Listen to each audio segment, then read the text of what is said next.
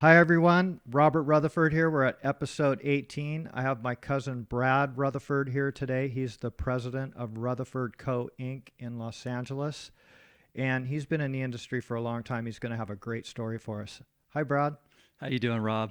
Thanks a lot, man, for coming in today. This is such a blast. This is great for me. Yeah, I'm really. Did you say episode 18? episode 18. Yeah, we're kicking these things out. Good for you. Good for you. You're like the Howard Stern of the construction industry. You just need Lydia to do like the weather report and then tell a couple jokes. Yeah, well, and we can talk about some traffic too, right? Yeah, No doubt. yeah. So things are pretty busy over there for you, huh? Yeah, well, the industry is just amazing right now. So Yeah. it's good for everybody. Yeah, we're super busy. We got through those rough days. Those were pretty rough. So compared to then, man, yeah, we feel like we're screaming. Yeah, but you guys had a super good run after the 1994 earthquake, and you just did. kept climbing and climbing and climbing, and you had big jobs that you were doing, and then when stuff crashed in 2008, you managed your money correctly, and you were able to weather that storm. I had a great mentor, Dad, who's got the best story. We got to get him in here. Yeah, he's coming in. Yeah, good. Did you talk to him? No, but you did. Okay. Yes, I did. So I'm glad that you want him in here because Absolutely. that's the great story. And he's the mentor. He's been seminal in the success and my ascension. Teaching us how to put the money away for a rainy day. Marketing or targeting certain specific projects and not growing too fast. And those were some good years after that earthquake for sure. Yes, yeah. And when did you actually get into the industry? What year do you remember? So it was really slow. I was in high school, and during the summer, Dad would invite me in to go ahead and, do some truck driving, deliver material. So that was like my introduction, So deliver material to projects, work with the guys during the summer building scaffold. And then after high school, I wanted to be a heavy metal drummer. Yeah, and you're a damn good drummer. Oh, thank you. Yeah. Thank you. That Kick was my ass. goal, my dream, and my parents were super supportive of that. And so I really wanted to go to Musicians Institute in Hollywood. And I got really lucky that Mom and Dad sent me there, and I got to train with some incredible drummers, some great cats from the industry, and I spent a whole year doing that. And I was 17, was out of there by 18. Really wanted to pursue the music, and at the same time I was going to junior college. And then, my focuses started to change as I was, getting more and more in the industry. I was realizing that talent alone, doesn't get you anywhere. It's a lot of luck. There was a lot of luck in that industry. It's a bunch of flakes. A bunch of flakes, man. Yeah. It was, I'm trying to say it nicely. Yeah, it's just definitely not the industry I really wanted to pursue anymore. My heart, was just not into it anymore. It was more of a fantasy. And then I started to focus on where do I want to be in 10 years, 15 years, 20 years. And, I considered the business. Dad was always like, hey, if you're ever interested, come in and see what we're doing, as far as estimating and see what the business is like. And so in 1990, God, it's going to be 30 years. Yeah. Next See year, that? 30 years. Yeah. Holy man. I ended up coming in and making a commitment to Dad, to support, the company and learn how to estimate. And we were really slow. So in 1990, there was a major recession going on. So I probably spent a good 6 months learning how to estimate. And then if I picked up a job, I would go out in the field and actually work with the guys. Oh, so you were banging stuff up. I was. Never got good at anything. I was like, I could do everything, but I was a master of none. I mean, I never got good at anything, but I was in plastering side, lathing side, framing. I had learned how to lay stuff out, things that I can use for the rest of my life, owning a home. Sure. When you learn the trade, it's a life skill. Absolutely. And you could go change a tire and do, you can do all kinds of mechanical things. Yeah, you could put in that new paper towel holder. That's right. Yeah. And then patch the hole back in after you install it. Yeah, that's a true story. So yeah, it's been 30 years, man, yeah, just started at the bottom. My first days, I told you I was truck driving and delivering materials, but when I came in and I started working, it was scrapping out. And that's how you learn too. You kind of see the lay of the land, look around, see what guys are doing. Wow, I want to do that someday. And yeah. So, So you had opportunities. Yes, and indeed. You took advantage of that. It was laid out for you. That's for sure. Nepotism. There's nepotism at its greatest, but Dad wasn't just going to give it to me. I had to earn it. He was like, I'm going to, pave, the road is paved. Yeah. But now you got to show up. Yeah. You got to walk down that road and do something special. Yeah. And a lot of so he watched you as you were coming in and guiding you for how to bid these jobs. Right. And because he wanted you to be successful and he wanted to be successful. It was his fucking money, right? That's it. So you, in the past 15 years, have kind of changed things up to where you were going after massive work, really big contracts. And that was you that was figuring all that stuff out, that you wanted to take this to another level. Yeah, it's just drywall, just on a bigger scale. Yeah. And everybody has their comfort zone. And I knew with the talent that was at Rutherford, that we can make this happen. But, calculated, I didn't want to just go after work because it was big. I didn't want to do something big because it was big. It had to fit within our model, and, we made things happen. I mean, we were able to bring stuff in and, early on, we have a B license, along with our, C9 and C35 and we took on a project using our B license where, we had a flashing and sheet metal subcontractor, and we had a brick veneer, subcontractor, and a plumbing subcontractor underneath of us.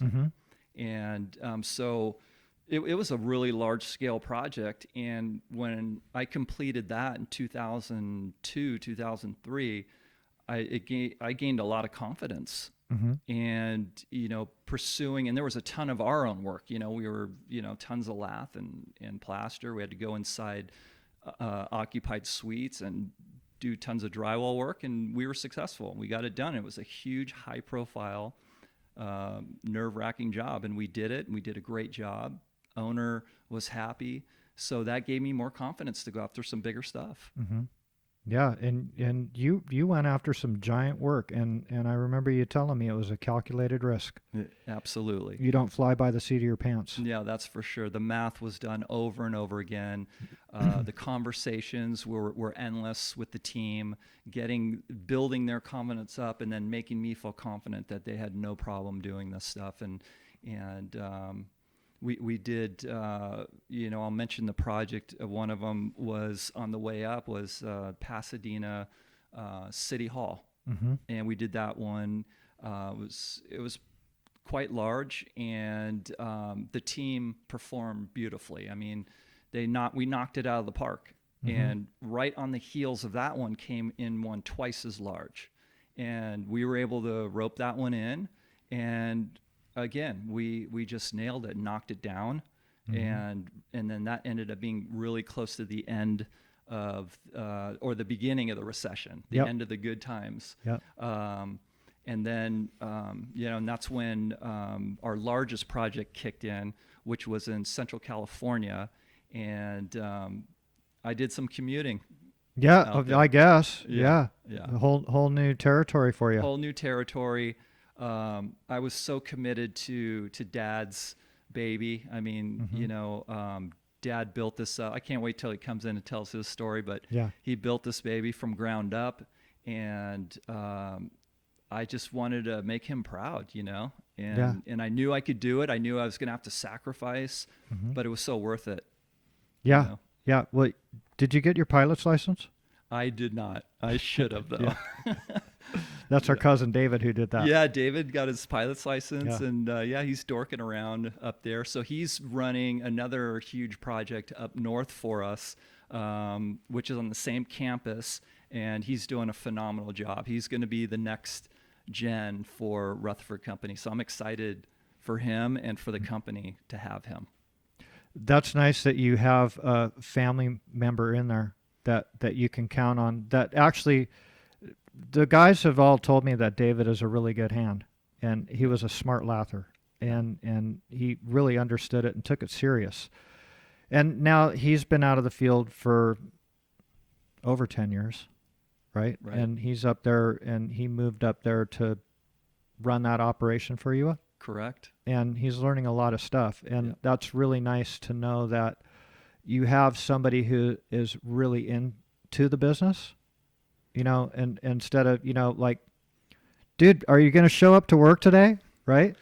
Tell me about He's it. in Yeah, it. but yeah, he is so responsible, Mm-hmm. and he's really growing up fast. I mean, he's has a lot of pressure on his shoulders, Sure. and he's handling it beautifully. I mean, he's really and he wants it. That's the whole key. That's the Exactly. difference. Yep.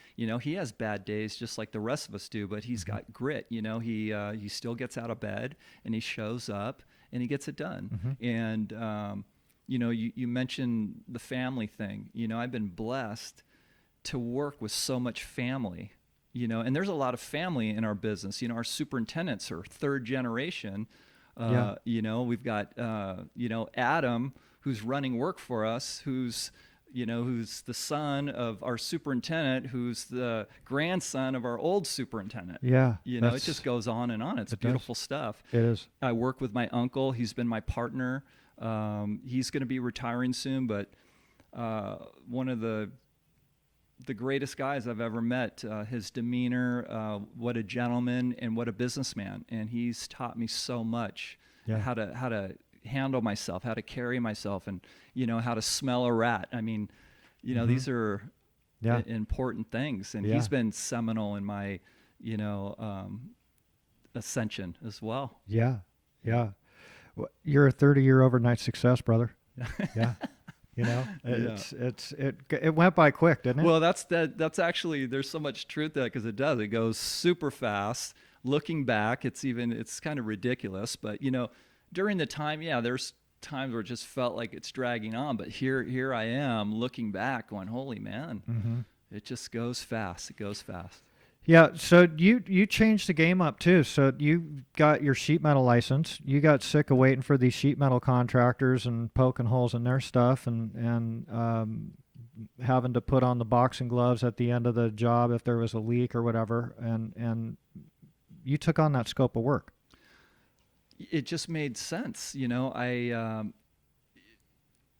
doesn't matter how good you're doing. You need to always figure out a way to improve. Mhm. It's just you need to reinvent. And I looked at it as reinventing myself and the company. Mm-hmm. And when things were really tough, when things hit in 2008, 2009, I really had a lot of time on my hands to figure out, what are we going to do as a company to survive? Mm-hmm. And I looked at one of the things, like what costs me money, out in the field. And it was the sheet metal guy not showing up, and there's holes all over the exterior. And then he shows up and I got to go back out there and fill in the holes. And no matter how much you think you can get paid back for that, you can never make up that time. It just kills production. Sure.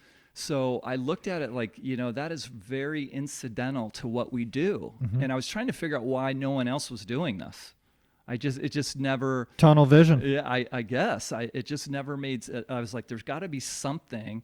So it just kept making sense to me over and over again with all the new facade systems coming out, right? It's creeping into our plaster market. It's not even creeping, it's here. Yeah. And for the last 20 years, you've seen these metal panels, these phenolic panels, all kinds of different ideas that are all wonderful. Yeah. And I like them all. And I was like, I can't, talk bad about them because they're really good looking facades. Yeah. So I figured I just need to reinvent myself and create a new business model. So I went and got the contractor's license classification, C43, and I partnered up with a industry leading metal panel company, went back east, took some guys back east. We went through training to learn how to install their products and be certified. And then with coming back and bidding projects, I knew I was going to have a challenge on selling this to the GCs on bid day because they're used to the lath and plaster and then all the different components. But I knew that I'd be able to sell it on the building end of things, that there's no scope gap. Exactly. I've got it. I've got everything. The only thing I'm not putting in are the windows, but I'm going to put your parapet caps on and all the transitions between all the different facades. I've got all of it. Yep. And that's where the GCs lose money. Yes. Because they've got 50 qualifications from each one of their subs, right? And there's something missing in there somewhere. Yeah. And I cover the whole thing, and that's what I guarantee. And my clients just love it. That's a good thing for everybody because, like you said, you bid it as a production job, and then it turns into a patch job. Right. Your guys were there. They were set up. They're ready to put up your materials, but they have to pull off around these two doors. That's right. So that doesn't sound like a lot of money, but it is on the setup and getting the equipment and getting the materials were there. Now they got moved. Now they got to bring them back. So it's a no-brainer for you guys to do that. And at the end of the day, if something does go sideways on the job, they open it up and they say, "Hey, who put the holes in the sheet metal guy stuff?" Well, the plastering contractor did because he had to attach his lath. Yeah. And so you just take it away, and your guys understand it's kind of like leaving shiners for the taper, right? Right. He's on our team, so make it clean for him. That's my whole thinking is, I need someone to get out of my way. Well, who's in my way? Me. You know what I'm saying? Sure. I'm going to get out of my own way and make this happen. And so it's good for everybody. Yeah. So now I'm in more control of the pace of the job. I'm going to frame it. And if, a lot of these metal panels and facades, you can't really, they're prefab. So your framing has to be right on. And, we'd frame jobs for metal panel companies and their panels would come out wrong. And they'd want us to come and reframe. And it's like, I can eliminate all this stuff. Yeah. All these issues. And then that's an easy sell. It is. Yeah. And now you've been in that for a while. Yeah, it's been 8 years. 8 years. Wow. Wow. And you're doing more and more of that. More and more. Yeah. We have some clients that just really love that whole concept because we do the EJs as well, the expansion joints, the big expansion joints, which is, I'm trying to cover that whole package. Good for you. Yeah. That is awesome. And while I'm on the job, I've got carpenters and these guys can do it all. And then I've got the sheet metal guys and they work together and it's phenomenal. Yeah. I'm good results. Good for you. Good for you. You. Super diversified. Yeah. Where you're ahead of the game on that. It makes sense. Yeah. And, thank you for that. And, I was trying to figure out why not everybody's doing that. Yeah. They get tunnel vision, man. Yeah. They just, we've never done that before, so we're not going to do it. Yeah. And you had a learning curve, right? Oh, absolutely. The learning curve is the people too. Yes. So I had partnered up with a really good sheet metal company that had sold out. So I was able to get some guys from this team that I was working with, when he sold the company. And so I got really lucky that I got a handful of really good guys, but getting the personalities in line and Yeah. ideas, them understanding the whole concept, instead of them just being a sheet metal company, that we're a full skin company. Yeah. It's a challenge, Yeah. people don't like change. Exactly. Yep. Exactly. Yeah, they really don't. It takes them a long time to come around for that, and you have to start somewhere, Yeah. to get into that market. And when you got in, we were still in a recession, so it wasn't like you were slammed with work and you weren't focused. You know what I mean? It was perfect. It was because, like Yeah. you said, you had some idle time for that Yep. to kick a lot of stuff around, and so in the rest of the company, how was their reception to moving into something like that? Was it hard, or did they say, "Hey, dude, that's a no-brainer"? It was hard. It was hard. Nobody likes, change. Yeah. It's a weird concept. My estimators, they have to learn something new. Mm-hmm. Project managers, they have to learn something new. Yeah. The guys in the field have to play in the sandbox differently now. Yeah. New people. Mm-hmm. So yeah, it's been a challenge, but everybody can see the benefit. The big picture is that it's a great thing for the company. Yeah. And that's what I, just constantly remind them of, when they're, nothing's perfect. No. But you got to remind them that it's, this is a great thing for us to be in control of the, of the flashing now. Yeah. That you don't have to complain anymore that it's holding you up. Exactly. Yeah. We're in control of that. Right. And You and know? if it's sideways, it's our fault. That's So what right. the hell did you do wrong? That's right. Right. You're not managing this, dude. Yeah, that's right. That's So right. yeah, that's really cool. That just thinking out of the box, Well, going- like my cousin, going like that way. like my uncle, Yeah. Yeah. Yeah. Well, talking about shit doesn't get it done. You Yeah, have to make some moves on it. Yeah. And so you're on the apprentice committee for the Carpenters now. No, so I'm on the WWCCA board. Mm-hmm. Okay, so these are things I want to do to give back to the industry. I want to be a part, other than building buildings and supporting my team. I'm on the board of the WWCCA. I'm on the trust of the plasters trust, and these guys work hard. And I want to make sure it's really an honor for me to make sure that their pensions are secure and safe. So when they retire, they have their pensions. They can get their pensions. We don't have to cut anything. So I'm part of the team that makes sure that their investments are invested wisely, that somebody's watching, over them, and I'm honored to do that for them. I'm on ASTM committee, C926, and was it 1063? Yep. Yep. So I see the stuff come through and help vote on stuff to help our cause. Yep. Yep. So yep. That's donated time. Donated time. Good for you. Yeah. Good for you. Do you ever go and mentor at any of these training facilities? I do not. Not yet.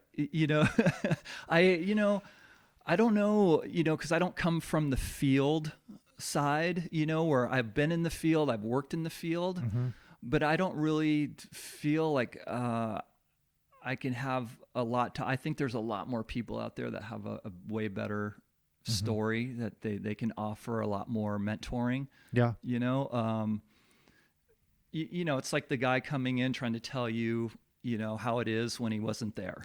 It's a tough one. It is. There's a line there. Yes. And you were either in that game or you weren't. And that's right. You can only learn so much of the dialogue. But if you were on the other side of that line, all that dialogue. That's exactly right. So, and I figured somebody, it's tough. It's a tough industry, and these guys work their asses off, right? These guys are hard workers, and they don't need someone like, I look at it like they don't need me to come in there and tell them, about hard work.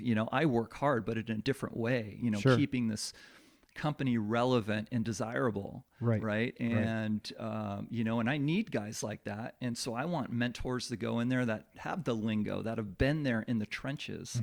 That's kind of the way I see it. Yeah, and that's cool because you know your place, to where you're not gonna you're not going in a place where you shouldn't be, type of thing. Yeah. So that Right. And I don't, I don't feel like, I have enough to offer. yeah, yeah.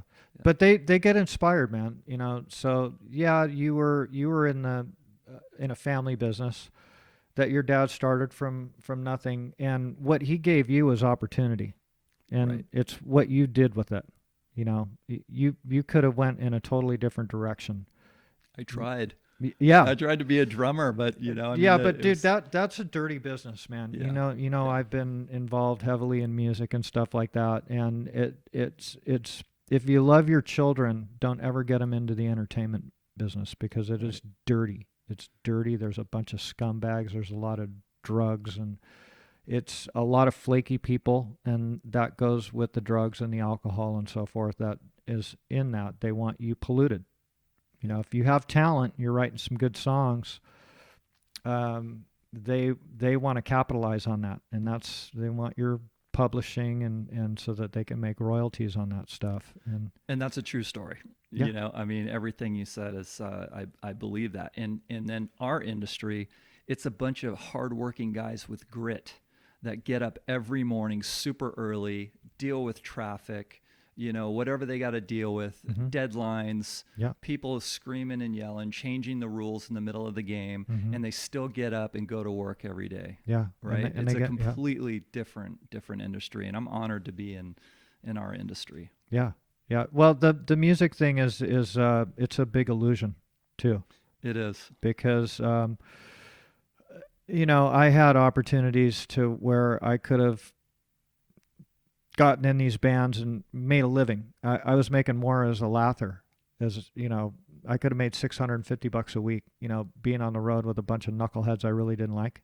Right. They were Right. cool guys to play music with and stuff like that. But to be on the road for 10 months out of the year with these guys, not so much. Yeah, when you're 16 years old, there's a lot of appeal to that. There is. There's a ton of appeal. Absolutely. And when Yeah. when I was like 18, 19 years old, I started to really, contemplate, God, how fun would that really be? Not really, unless you're at the top, unless you're touring with, one of the top acts out there and you're making a ton of money. But Right. just to go out there and scrap, Yeah. and live out of a van. Yeah. Yeah. That's the reality of That's it. the reality. Yeah. Sleeping Yeah. on the floor of a 1-bedroom apartment with 5 guys, Yeah. yuck.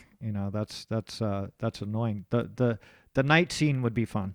The Yeah. after parties and stuff like that would be good. But, how long does that last? Yeah, until your liver gives out. Right? And Exactly. then you're Exactly. laughing. Exactly. Yeah. And the thing is too, is a lot of those guys that get into that, they keep playing and they keep pushing, and they think they're going to go somewhere, and then they're kind of like beyond the career gig because they were so into that. They lived it and breathed it, right? So Right. they may have been like a waiter or something, but they lived for the music, and it's a tough life. It's very tough. And Yeah. so you made the right move. Took advantage of that I opportunity. look back and I think I did too. But thank Yeah. you. Yeah, Thank you. that's really tough to do that. So you got any trips lined up for this year? I do. I got some great shows, but before I get into that, Yeah. You have a great story. Mhm. And it would be neat to hear your story someday. Just come on here and tell your story, that where you started, Yeah. and where you ended up right here. Yeah. That would be a great story. So Yeah. maybe throw me some questions to ask you, and we can. You could turn be on this the other around. side. Yeah. Yeah, I could be in the hot seat. Yes. Yeah. Well, you never know, dude. But little bits and pieces of my story come out on every episode. Yeah. Of not the full deal, but little parts and pieces. But it was a journey. It was a journey to and get I'm here. very proud of you. Thank you very much, Brad, Yeah, and thank you for believing in me on some of those huge jobs Absolutely. that other people kind of like, no way, he can't do that, and it was seamless. Oh, you came up big. I mean, you Yeah. weren't even an issue. There was a lot of issues, getting people to do this or that, and Brand X Metals stepped up, and it's fun to drive by some of these jobs and see Yep. your material out there, and I reflect back and say, yeah, this was fun to be able to do this with family. Not only was the company family, but then to do, buy products from family members. That was pretty cool too. That was awesome. But I know that I heard that there was a little bit of heat on that end of when that stuff went down, but it went smooth. No heat on my end. No, I know that. You have my back. Yeah. You have my back on that stuff, and thank you very much for that. It really helped us out a lot. Yeah. Because when all that stuff on that massive project was going down, we were going into this recession. Yes, we were. And God, your timing on that was like perfect. How that all started, because it kind of floated you guys for a while. Oh yeah, are you kidding me? Because it was a monster job. It was. It was a monster job, and Dennis is a key player in your business.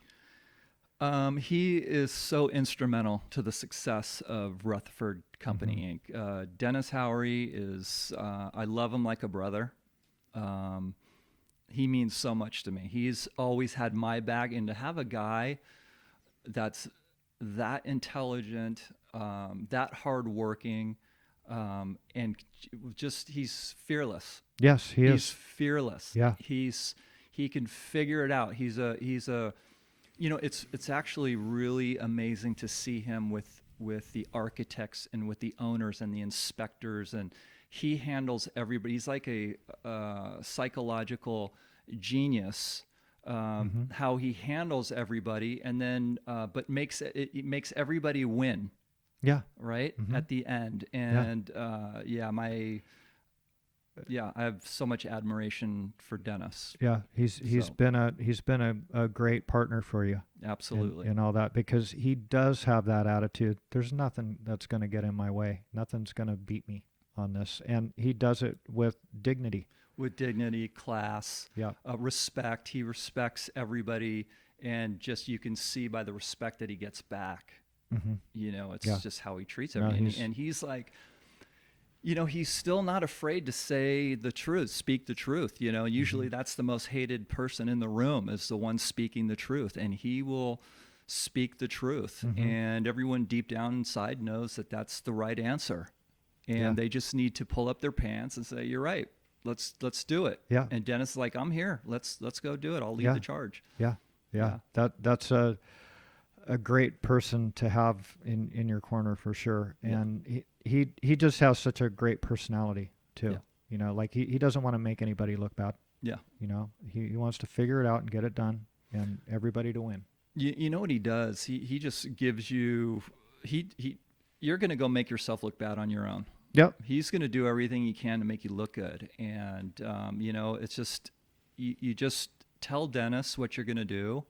And he'll tell you, and just do what he tells you to do, and you're best friends. Yeah. But as soon as you stray from that, it's he doesn't have any tolerance for that.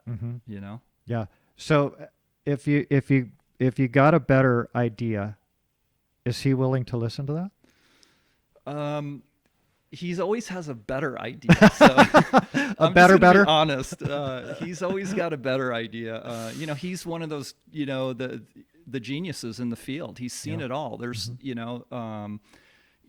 there's always something that looks better in your mind or on paper or whatever, but he's put it all together. He's one of those guys that he's done it all. Yeah. So, ultimately it always comes down to, I respect his decision. That's good. And, let's go. And now I'll support you on your decision. Let's go. Let's get it done. Yeah. Yeah. Well, and he's looking out for your best interest. He is. Always. He's always done that. That's right. He's been very instrumental in the success of these big projects that you've done. Good guy. Really good guy. Yep. I might have to get him on here. Yeah. You know what? He would be a fantastic story. Yeah. He's got some funny stories too. So you get some humor. Yeah. And also we have a bunch of guys at Rutherford that have been with the company for a long time that step up. So I've been lucky, because you're only as good as the team that's around you. Absolutely. And, I've made some decisions, and then I've had these great guys come up behind me and then just back me up. Yeah. So. Well, and the thing is too, is it's, you can do all the figuring you want and all the math and takeoffs and all that stuff. It all comes down to the guys in the field. Right. Are they going to be able to get it up in the air for you? That's right. And in the management end of it, for your superintendents and your foremen and stuff like that, they all come together as the team to make that happen. That's right.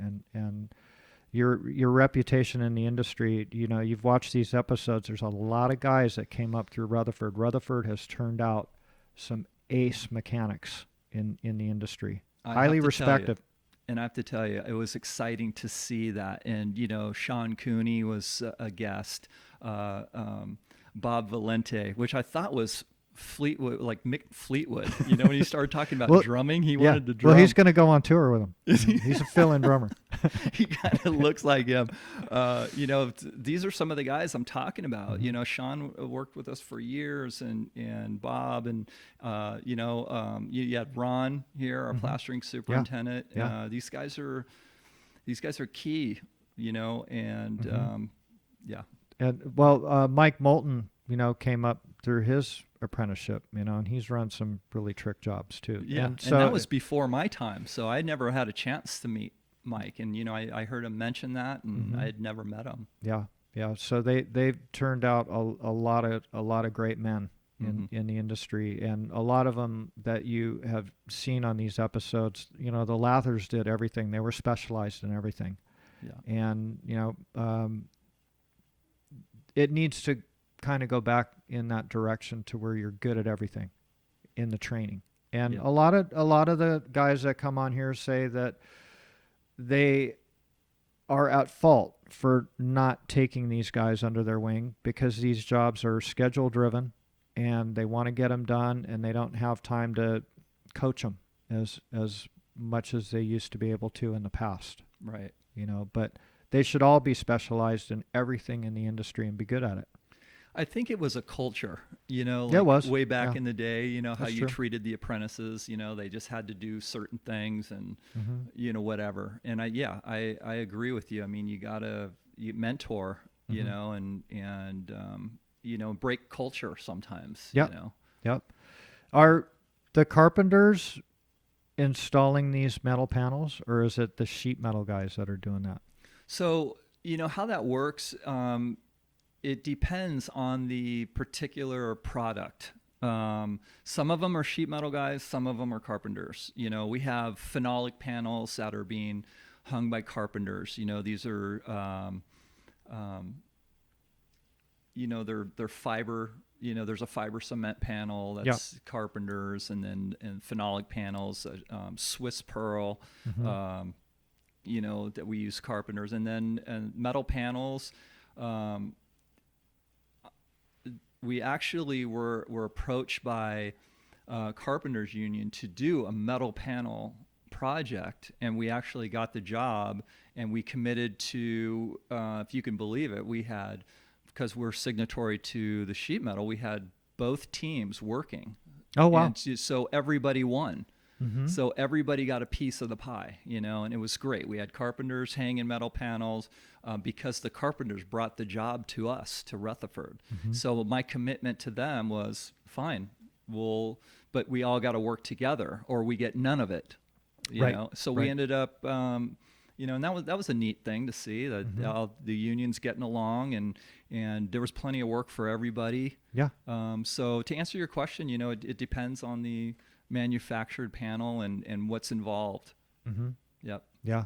And you guys are still doing a lot of eifs too? A ton. We're seeing the eifs coming back in because of Title 24.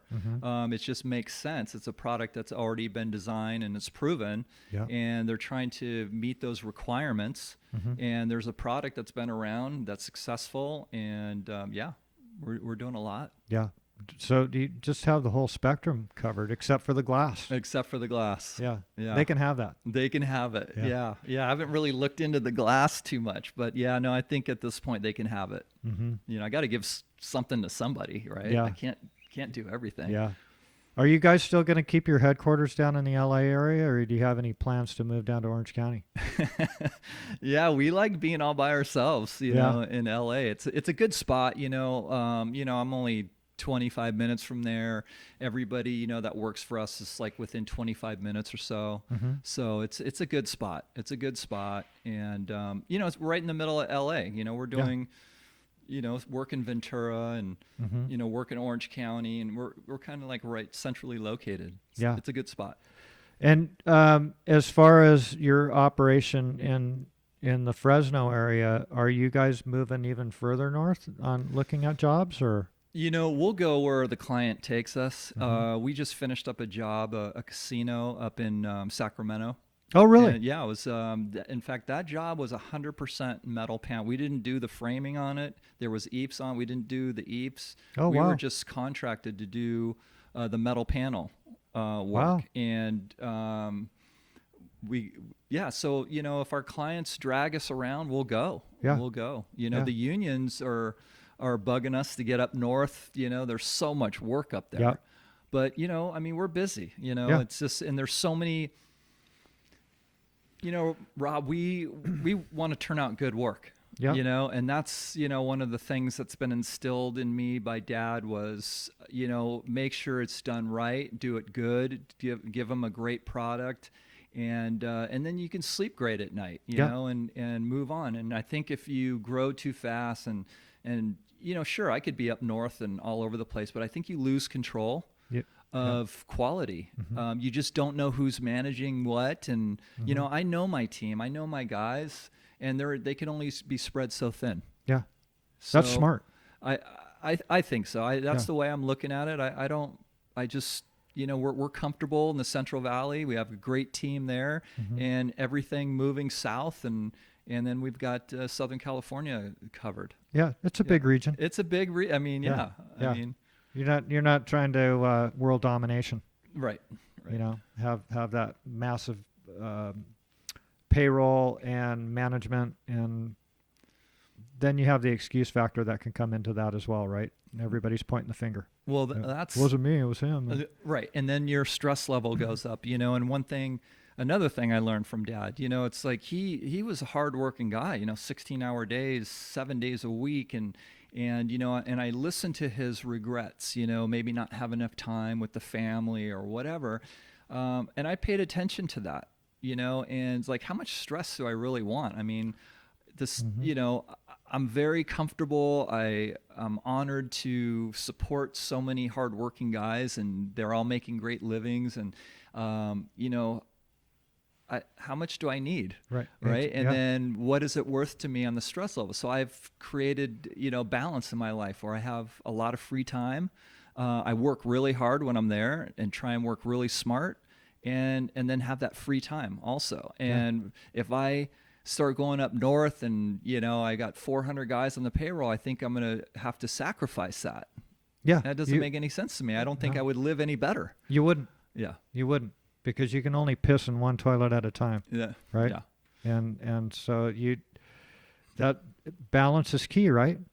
I believe it is. Yeah. You got to have balance in your life in everything that you do. Yeah, for sure. Yeah. For sure. So when you guys were at your biggest point, how many men were you running? We were just at 300. And that was uncomfortable, but it was, you know, we were lucky enough to have the great jobs going. They were all doing really good, you know. And I remember, you know, I always paid attention to my dad talking, and he was, back in the day, he had 300 guys back in the 80s. And he was telling me about how stressful it was, and he was driving up north, hanging panels with his brother, and I mean, you know, to support all this, because it got out of control. Yeah. And I told myself I never want to be in that position, that I'm going to really calculate, you know, I'm prepared if that happens to do whatever I have to do. Sure. But not just, you know, without thought. Yeah. Impetuously just, you know, try and be a bigger company. Right. Yeah. That's there's a price for that. There's a price. There's a big price for that. But the thing is also too, like when your dad went up there and he was doing those panels up in Northern California, shit, man, that was back in the late 70s, early 80s, and I was a teenager. building these panels, Yeah. uh, framing them and trimming them and lathing them so that they could get shipped to a yard to get plastered. And that was part of his learning curve because he was looking for something different, Yep. you know, to get into that. So he wanted a niche, right, that Right. nobody else was doing. So he jumped into that and learned that and put the time in to take care of it. So it's really funny now how panelization is like everybody's like talking like it's this new thing. It's been happening for a long time. And load bearing on metal stud framing Mm-hmm. is fairly new. Right.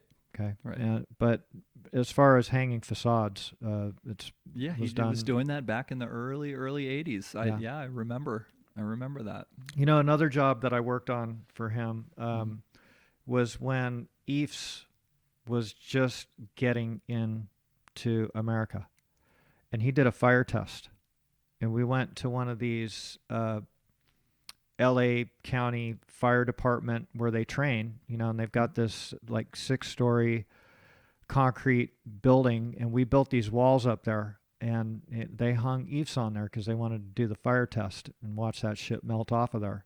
And they filled it up with all, you know, truckloads of lumber, you know, for the fuel. And that was, I would say, in the almost the end of the 70s. It was. You have a good memory because I think it was like 1978. Okay, so I was 10, and for one of the leading manufacturers of eifs was trying to get approved here in California, and so my dad, I could say, was one of the first eifs installers, you know, in town. He was, but see, you know, that's kind of like where you're come from that same thread to where you're looking for the next thing to be diversified, you know, and that's what he did too. You know, kind of like when, you know, Sean Cooney was on here and Mike Moulton, you know, they were doing racquetball courts. Right. You know, and he was in that. Right. You know, he was building them, and you know, they were doing them out of tilt up, but he was doing them out of metal studs and panels and stuff. So he was always he was in the right place at the right time at the very beginning of that stuff. Right. To get into it and learn about it, and that's really cool. Well, I think, you know, everybody in this industry wants to be desirable, right? And you need to be desirable. And there's two ways of doing it. There's either low bid or be different. I chose to be different. Yeah. You know, I don't want to be low bid on everything, you know, and have to just scratch and claw. Right. So. Right. Yeah. I get you. Yeah. Yeah. You're not in this for the ego. Not at all. You know. Not at all. It's you had some great teachers. And again, you know, a lot of time there's opportunity every day for people. It's whether you take advantage of that or not. And you always did. You know, you were there and learning, you know, and keeping your eyes open and wanting to be not just in the same thing all the time. Not that you're not doing that now. You're doing drywall, lath, plaster, metal stud framing, but you stepped out of the box, dude. That is totally awesome. Very creative. And that's probably the artist in you being the musician, because you were a great drummer. Thank you. You still banging them at all? Something really exciting. You know, the house I'm building a studio in there. Wow! It's gonna have a drum set. You get the band back together, man. You're gonna bring your bass over. Slap at the bass. And we're gonna get Jim Malkowski to get his guitar over there, and we'll get Mick Fleetwood, Bob Valente, over there. We're all gonna have a jam session. Get Lydia to bomb out some vocals. Oh, that'll be fun. That's gonna be fun. Wow, so you're doing a special room? I'm gonna do it. The safe room, safe house. That's it. That's awesome, dude. That's fun. That's really fun. That is so much fun to get together with guys and make music. It's really fun. Yeah, for sure. And make up your own stuff as you go too. You know, somebody throws out a riff and then just jam. Yeah. Just let, and you know, it is. The creativeness coming out, you know, it's fun. It's fun to just bomb it out and jam, and you know, brings back the old good memories. You know, playing. I miss playing. You know. Yeah. I love playing live. I loved, you know, putting a song together.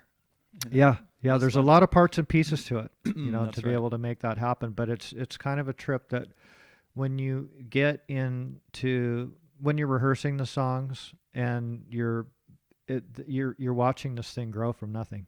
Right. It's really rewarding, to see that and how it changes as it goes along. It starts off as one thing and then it ends up, wow, this is like that sounds so good.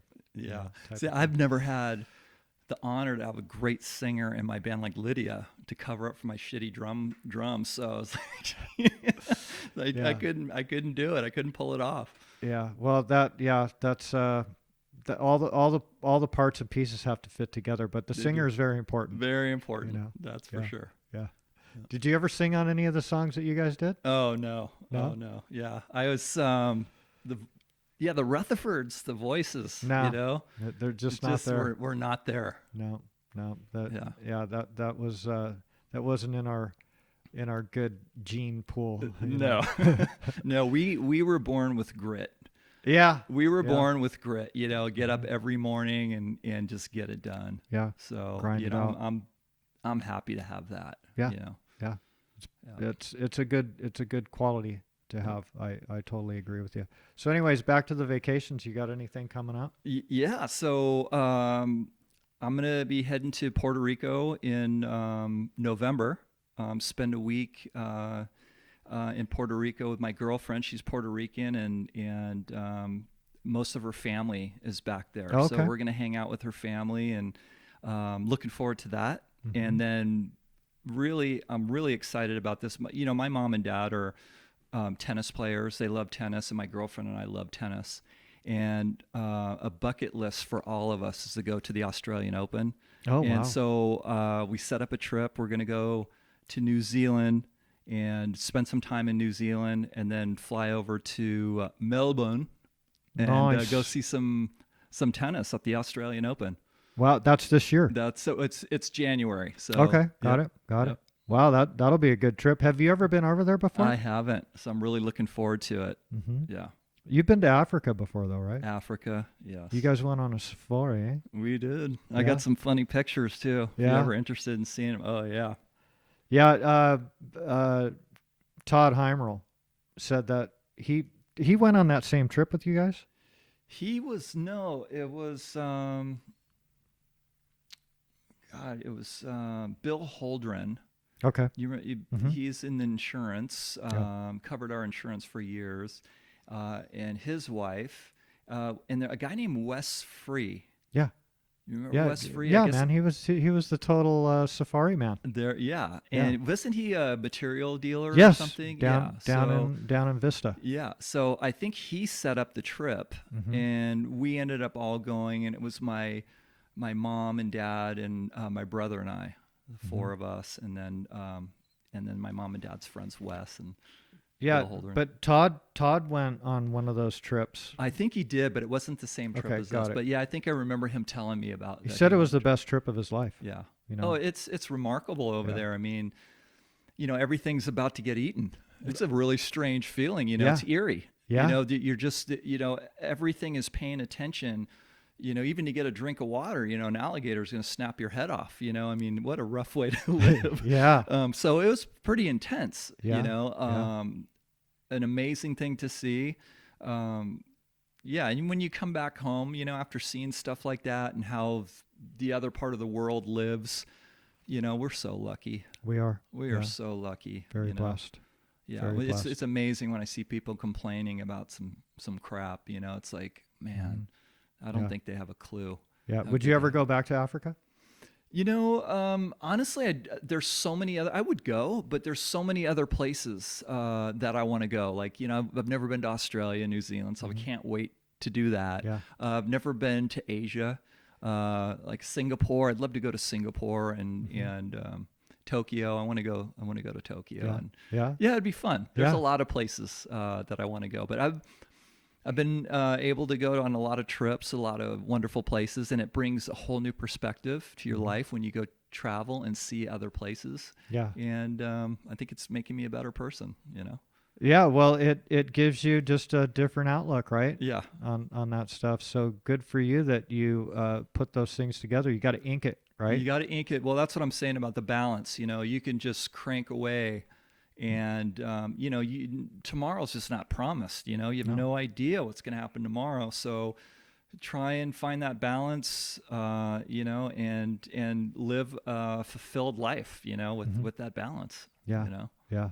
Yeah. Sounds like you got it under control, brother. Oh, well, it's never, I don't want to, maybe it looks that way, but you know, I'm trying my best. No, you do keep it in balance, you know, because when you need to step up to the plate and make shit happen, you do.